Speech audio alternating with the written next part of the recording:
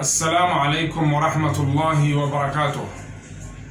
ولا ليال ومركلة ولالكين محمد زياد يتشانل كادو قبرتين محاضروين وحكوالة قصوين قلبك تعبانية كوبعين بني آدمية iyo tarbiyada carruurta arrimaha qoyska maanta maqtacan wuxuu ku saabsan yahay oo u daba jooga mowduucii ka horeeyay maaragtay xalaqadii koowaad ee ahaa furayaasha guusha labada qof ee isqaba. waxaan ka soo hadalnay qodobkii koowaad oo ah xiriirka wanaagsan. waxaan ka hadlaynaa isla qodobka wax la xiriira laakiin wax yar ka yara duwan, waana qodobka fanniga dhagaysiga. qofka aad nolosha la wadaagtay inaad dhagaysato oo warkiisa maaragtay aad dhuuxdo, iyo si guudba dhagaysigu inuu yahay arrin aad u wanaagsan. bal ka waran haddii qof uu maaragtay badda gunteeda uu maaragtay ku maanshoobo uu hoos u galo oo uu raadinayo hawo inuu helo, adigana aad siiso dahab ama cunto ama biyo aad siiso, ma qaadanaya? muxuu sameynaya qofkaas? dabcan uma baahna biyo ama cunto ama dahab, wuxuu u baahan yahay hawo ayuu u baahan yahay. hawadaas oo kaliya ayuu rabaa. taas waxaa la mid ah qof maaragtay raadinaya qof dhagaysto oo waayay. haddana waa laba qof oo isqaba oo midkood uu raadinayo qofkii dhagaysan lahaa una laayahay. waxaa laga yaabaa inaad maaragtay maqashay ama aan maqalnay laba qof oo isqaba ama nin haweenaydiisa ka sheekeynayo oo leh maaragtay fahmo, haweenayduna sidoo kale maaragtay ninkeeda ay leedahay ima fahmo. xaqiiqada jirtana waxaa weeyaan isma dhagaystaan, oo ninku naagtiisa ma dhagaysto, maaragtay naagtu ama haweenayduna ninkeeda ma dhagaysato. xikmad ma aha marka inay haweenaydaada kugu sheekayso mawduuc ama muhim ha ahaado ama yuusan ahaanin, haddana inaadan dhagaysanin, ama dad kale aad la sheekaysato ama journaal aad iska akhrisato. waxay yidhahdaan marka al-istimaac al-jayid ama dhagaysiga wanaagsan wuxuu ka mid yahay wasaaisha muhimka ah oo maaragtay lagula xiriiro qofka aad nolosha la wadaagaysid. sababtoo ah ninka ama haweenayda maaragtay isqabaa midkood midka kale inuu fahmo haddii uu doono waxaa waajiba inuu dhagaysto oo warkiisa uu si wanaagsan u dhuuxo oo u dhagaysto. ma aha dhagaysi aad mashquulsan tahay oo aadan u jawaabi karin inaad dhagaysato. marka aqoonteena aan u leenahay qofka maaragtay aan nolosha la wadaagnay waxaa weeyaan waa wadada ugu maaragtay fudud ee aan ku ogaan karno waa maxay waxa u wanaagsan, waa maxay waxa u xun. meeshan marka waa meesha maaragtay mushkiladda ay ku qarsoon tahay. haddaba dhagaysiga qofka nolosha aan la wadaagayno waa maaragtay wadooyinka ugu fudud oo qalbigiisa aan ku hanan karno.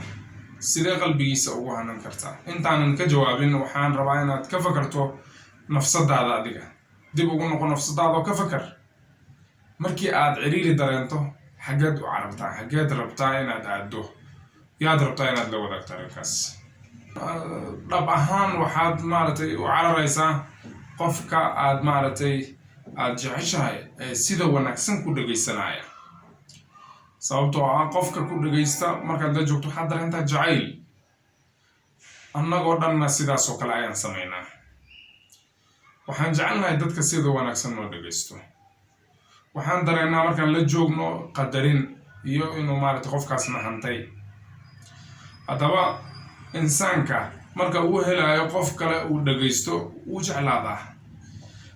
mar walba uu sii kordho maaragtay dhagaysiga iyo maaragtay si wanaagsan markaaga loo dhuuxona jacaylka ayaa sii ziyaado. waxaa sidaas ku sheegay kitaabkiisana la yihahda Mohamed Badri maaragtay oo kitaab la yihahda al-lamsa al-insaniya safxada 41 ilaa 42. haddaba dhagaysiga wanaagsan wuxuu ka mid yahay tiirasha ka dhigaysa guurkaaga maaragtay ama maaragtay labada qof ku hogaamin karta inay sameeyaan xiwaar facaal ah ama wada sheekaysi wax ku ool ah. mushkiladna waxay imaanaysaa marka ninka uu awoodi waayo in uu furfuro rumuusta maaragtay fariinta qofka kale ee la nool. waxaa laga yaabaa ninkii inuu islaantiisa ku yiraahdo waan ku jeclahay oo fariin uu soo qoro, haweeneydana sidaas oo kale maaragtay ku qorto mar labaad. laakiin marka maaragtay yani ninka u qoray haweeneydiisa waan ku jeclahay, haweeneyduna u soo qorayso anba sidoo kale waan ku jeclahay, waa ay kala duwan yihiin fariimuhu. oo marka ay jikada ku jirto fariinta waan ku jeclahay way ka duwan tahay marka ay firaashka ay joogto. sidoo kale maaragtay marka ay albaabka ku sagootinayo ama ay sagootinayso ayadana waa ay ka duwan tahay. marka waxaa loo baahan yahay inaan fahanno qofka aan la noolnahay. taasna waxa ay keenaysaa maaragtay waxaa nalaga rabaa inaan si wanaagsan u dhageysano. si aan marka maaragtay dhageysigeenu maaragtay u wanaagsanaado waxaa nalaga rabaa in aan maaragtay indhaheenna, wejigeenna iyo annagoo dhan aan u jihaysano qofka aan dhageysanayno, oo maaragtay aan siino intibaaheena iyo soo jeedkeena aan siino. waxaa la rabaa marka qof sidoo kale qofka markaad maaragtay rabto inuu si wanaagsan ku dhageysto inaad sheeka ama wax wanaagsan uga sheekayso oo aad intibaahiisa wax soo jeedinayo aad maaragtay u isticmaasho xirfado oo maaragtay hadalka iyo qancinta ah inaad isticmaasho.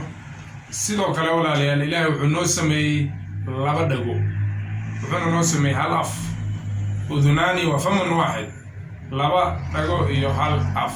waa maxay xikmadda ku jirto? waa istamic aktar, dhageyso in badan, in yarna hadal.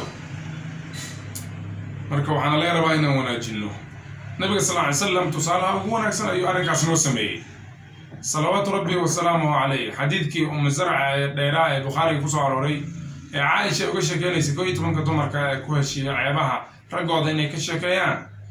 waxay leedahay maaragtay Caaisha xadiidkii dheeraa markay ka soo sheekaysay nabiga wuxuu ku yiri kuntu laki ka abi zar'in li ummi zar', waxaan ku noqonayaa abi zar' sidoo u ahaa ummi zar', غير أني لا أطلقك لكن كم فراي. أبي الزرع حفر أم الزرع لكن أنا كم فراي. نبي شكل ذا يدرسي ودو حي قدرنا معرفة جواب تاع يوسي وسوى نكسن وقت الدير أي النبي دقيسنا صلى الله عليه وسلم. سلاسي سلف كعام حديجر تعلم مع حسن الاستماع كما تتعلم حسن الكلام.